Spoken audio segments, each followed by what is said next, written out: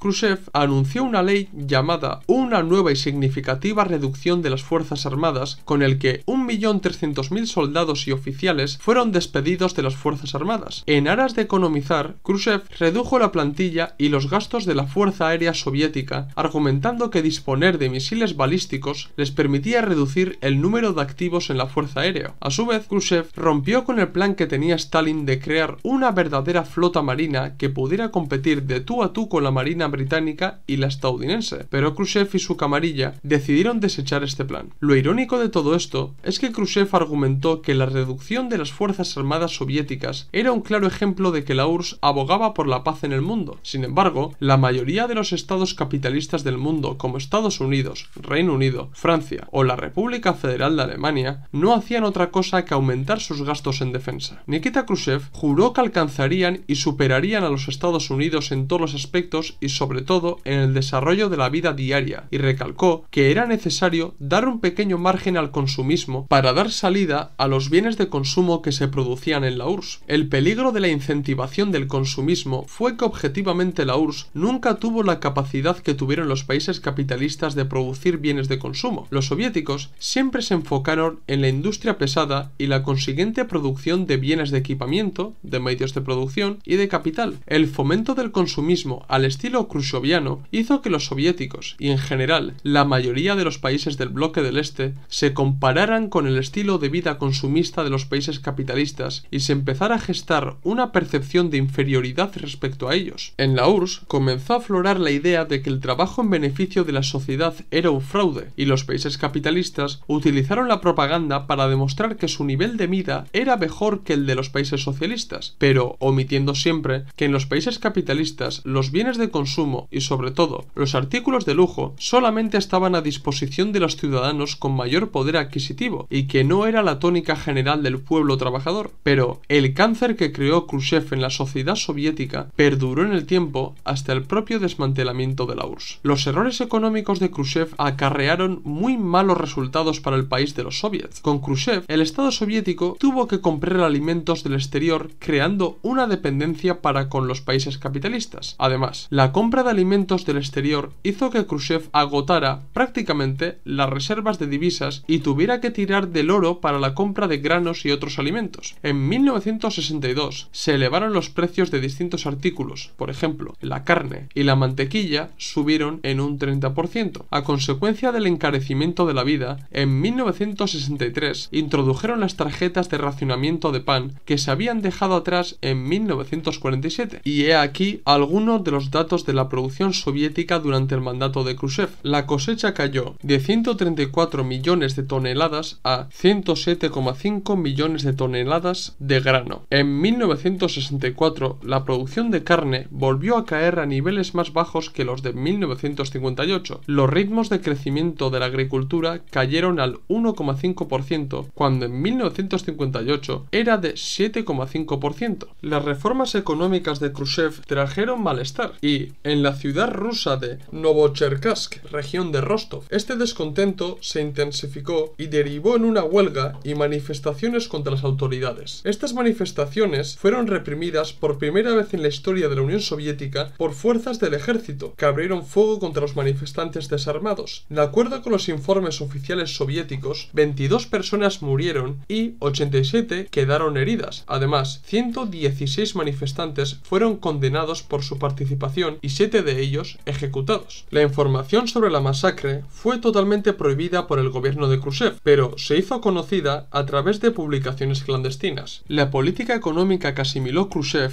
le llevó a adoptar ciertas reformas económicas que trajeron muy malos resultados para la URSS. A esto hay que sumar la carrera armamentística y espacial en la que Khrushchev había metido a la URSS para competir con los Estados Unidos como parte de su teoría de emulación pacífica con el imperialismo, que hizo que el Estado también gastara enormes cantidades de dinero en vez de prestar atención al desarrollo económico soviético y asentar las bases materiales para culminar realmente la edificación del socialismo, como indicó Stalin en los problemas económicos del socialismo. Como bien indica Jaime Canales Garrido en su obra Génesis, vida y destrucción de la Unión Soviética, se puede afirmar taxativamente que el golpe que las reformas khrushchevianas causaron al país en las distintas esferas fue devastador, pero a la sazón no mortal. Khrushchev fue apartado a tiempo de la dirección de la URSS. Sin embargo, fue a partir de la época de Khrushchev que la URSS quedó condenada a la destrucción, y las medidas radicales de contenido y forma socialista que la podrían haber salvado no fueron tomadas por sus sucesores. ¿Qué os ha parecido el vídeo? ¿Os ha gustado? ¿Queréis que haga un vídeo hablando de la política económica de Brezhnev? Hacérmelo saber en los comentarios y sugerirme nuevos temas para que trate en futuros vídeos. Dar like si os ha gustado el vídeo. Si sois nuevos, suscribiros al canal. Recordad que en la descripción del vídeo tenéis el enlace de PayPal para donar dinero al canal y ayudarnos para que el canal siga adelante y nos cunda seguir subiendo nuevo contenido. También tenéis el enlace de los documentos que tenemos a la venta en Gumroad. Pasaros por el blog de entrevistas, donde tenemos entrevistas muy interesantes, y seguirnos en las redes sociales Twitter, Facebook e Instagram, donde subimos nuevo contenido a diario. Esto es todo, nos vemos en el próximo vídeo. ¡Salud, camaradas!